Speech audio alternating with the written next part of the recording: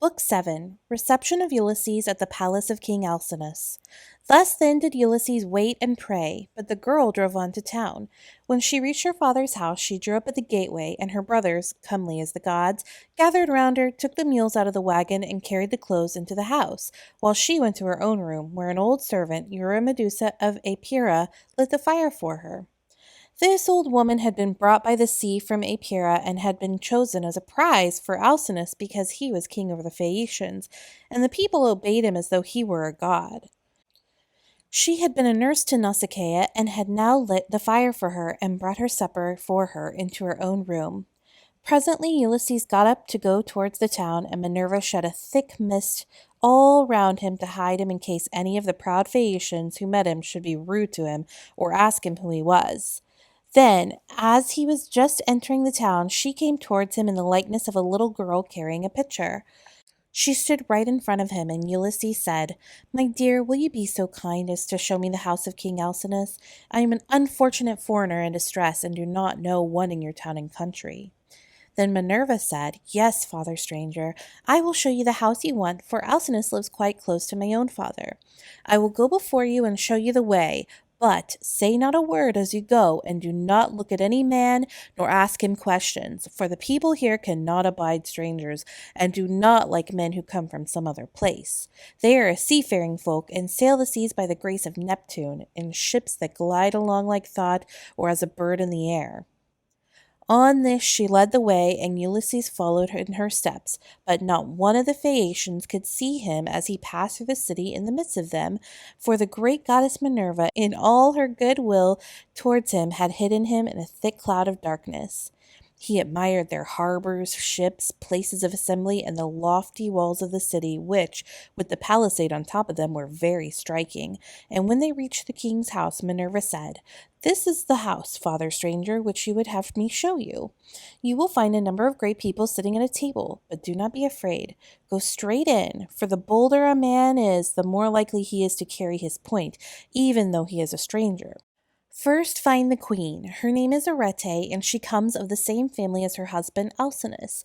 They both descend originally from Neptune, who was the father to Nausicaa of Peribea, a woman of great beauty. Peribea was the youngest daughter of Eurymedon, who at the time reigned over the giants, but he ruined his ill-fated people and lost his own life to boot. Neptune, however, lay with his daughter, and she had a son with him, the great Nausicaa, who reigned over the Phaeacians. Nausicaa had two sons, Rhexenor and Alcinous. Apollo killed the first of them while he was still a bridegroom and without male issue, but he left a daughter, Arete, whom Alcinous married and honors as no other woman is honored of all those that keep house along with their husbands. Thus she both was and still is respected beyond measure by her children, by Alcinous himself, and by the whole people, who look upon her as a goddess and greet her whenever she goes to the city, for she is a thoroughly good woman both in head and heart, and when any women are friends of hers, she will help their husbands also to settle their disputes. If you can gain her goodwill, you may have every hope of seeing your friends again and getting safely back to your home and country." Then Minerva left Scheria and went away over the sea. She went to Marathon and to the spacious streets of Athens, where she entered the abode of Erechtheus. But Ulysses went on to the house of Alcinous, and he pondered much as he paused a while before reaching the threshold of bronze, for the splendor of the palace was like that of the sun or the moon. The walls on either side were of bronze from end to end, and the cornice was of blue enamel. The doors were gold and hung on pillars of silver that rose from a floor of bronze, while the lintel was silver and the hook of the door was of gold. On either side there stood gold and silver mastiffs, which Vulcan, with his consummate skill, had fashioned expressly to keep watch over the palace of King Alcinous, so they were immortal and could never grow old. Seats were ranged all along the wall, here and there from one end to the other, with coverings of fine woven work which the women of the house had made. Here the chief persons of the Phaeacians used to sit and eat and drink, for there was an abundance at all seasons, and there were golden figures of young men with lighted torches in their hands, raised on pedestals to give light by night to those who were at the table. There are 50 maidservants in the house, some of who are always grinding a rich yellow grain at the mill, while others work at the loom or sit and spin, and their shuttles go backwards and forwards like the fluttering of aspen leaves, while the linen is so closely woven that it will turn oil. As the Phaeacians are the best sailors in the world, so their women excel all others in weaving, for Minerva has taught them all manner of useful arts, and they are very intelligent. Outside the gate of the outer court, there is a large garden of about 4 acres with a wall all around it. It is full of beautiful trees, pears, pomegranates, the most delicious apples. There are luscious figs also, and olives in full growth. The fruits never rot nor fail all the year round, neither winter nor summer, for the air is so soft that a new crop ripens before the old has dropped. Pears grow on pear, apple on apple, and fig on fig, and so also with the grapes, for there is an excellent vineyard. On the level ground of part of this, the grapes are being made into raisins. In another part, they are being gathered. Some are being trodden in the wine tubs. Others further on have shed their blossom and are beginning to show fruit. Others again are just changing color. In the furthest part of the ground, there are beautifully arranged beds of flowers that are in bloom all the year round. 2 streams go through it, the one turned in ducts throughout the whole garden, while the other is carried under the ground of the outer court to the house itself, and the townspeople draw water from it. Such then were the splendors with which the gods had endowed the house of King Alcinous. So here stood Ulysses for a while and looked about him, but when he had looked long enough, he crossed the threshold and went within the precincts of the house. There he found all the chief people among the Phaeacians making their drink offerings to Mercury, which they always did the last thing before going away for the night. He went straight through the court, still hidden by the cloak of darkness in which Minerva had enveloped him, till he reached Arete and King Alcinous. Then he laid his hands upon the knees of the queen, and at that moment the miraculous darkness fell away from him, and he became visible. Everyone was speechless with surprise at seeing a man there, but Ulysses began at once with his petition.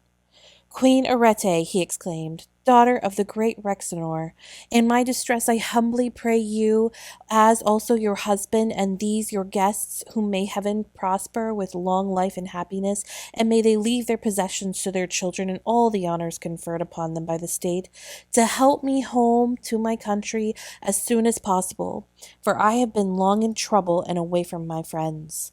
Then he sat down on the hearth among the ashes, and they all held their peace, till presently the old hero Echinus, who was an excellent speaker and an elder among the Phaeacians, plainly and in all honesty addressed them thus.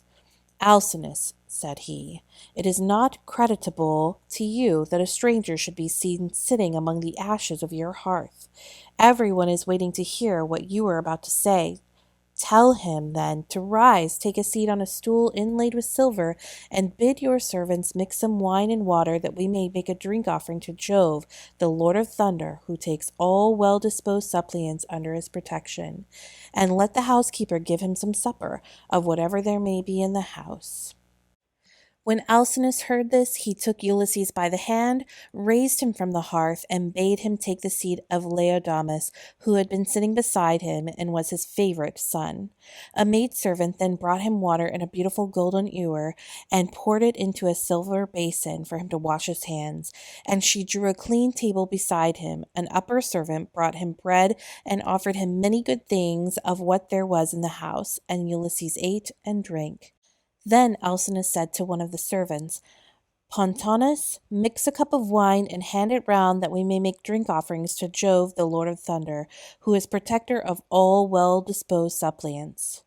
Pontonous then mixed wine and water and handed it round, after giving every man his drink offering. When they had made their offerings and had drunk each as much as he was minded, Alcinous said, "Aldermen and town councillors of the Phaeacians, hear my words. You have had your supper, now go home to bed. Tomorrow morning I shall invite a still larger number of aldermen, and will give a sacrificial banquet in honor of our guest.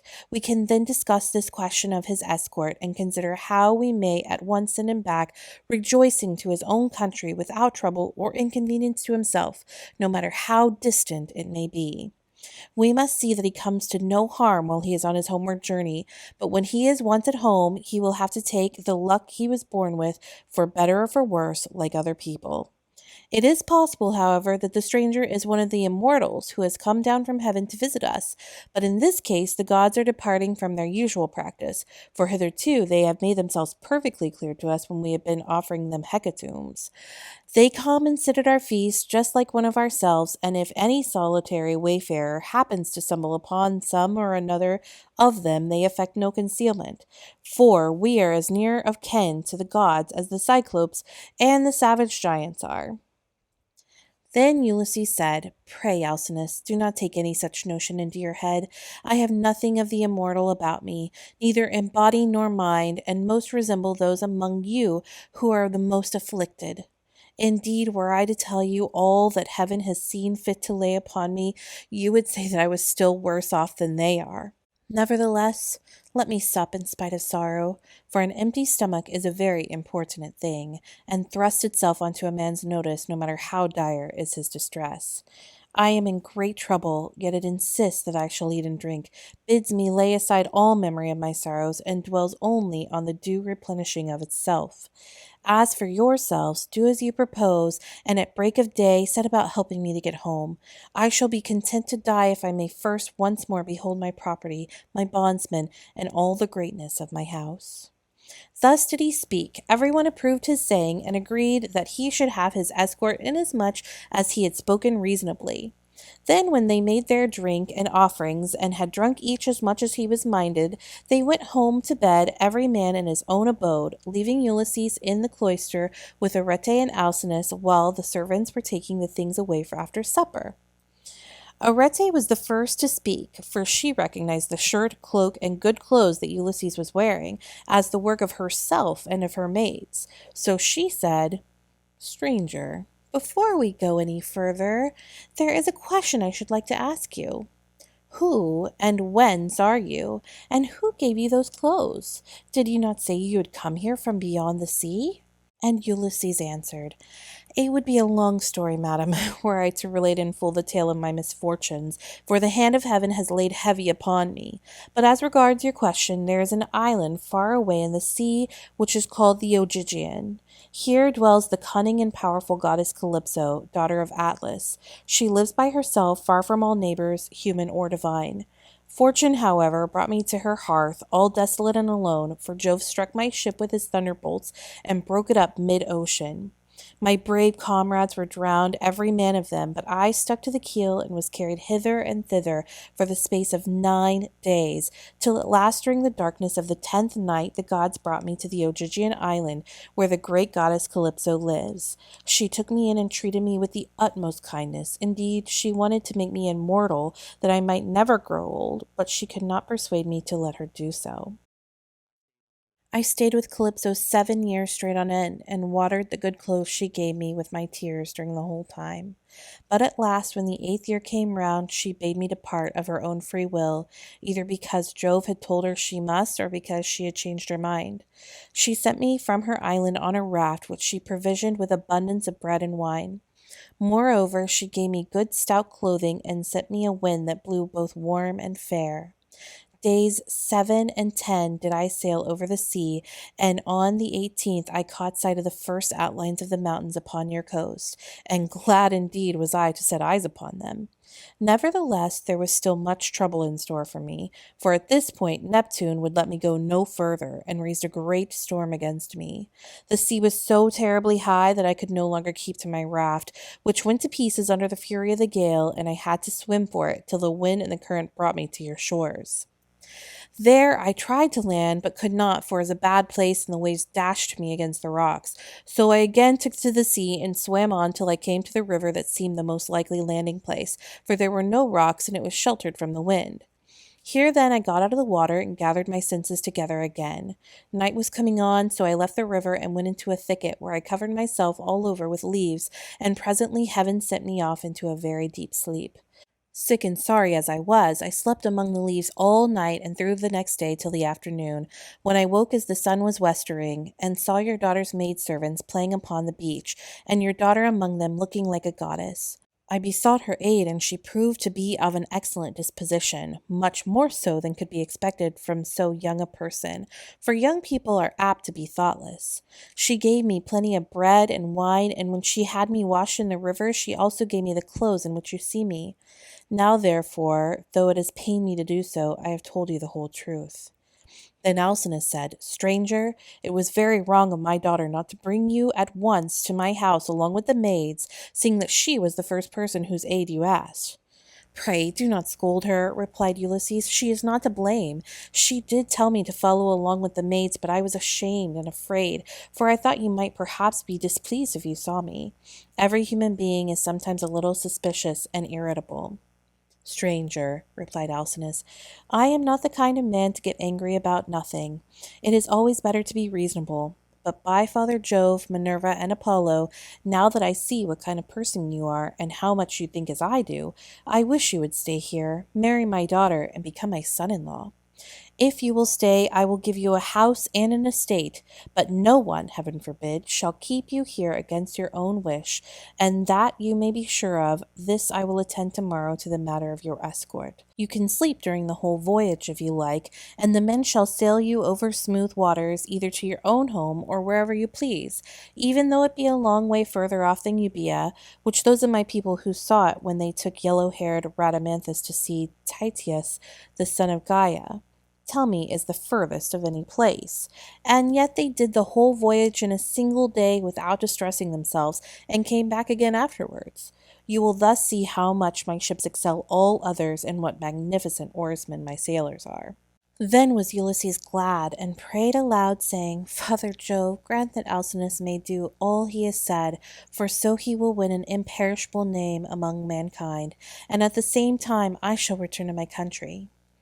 Thus did they converse. Then Arete told her maids to set a bed in the room that was in the gatehouse, and make it with good red rugs, and to spread coverlets on top of them with woolen cloaks for Ulysses to wear. The maids thereon went out with their torches in their hands, and when they had made the bed, they came up to Ulysses and said, Rise, sir stranger, and come with us, for your bed is ready. And glad indeed was he to go to his rest. So Ulysses slept in a bed, placed in a room with an echoing gateway, but Alcinous lay in the inner part of the house, with the queen, his wife, by his side. End of Book 7.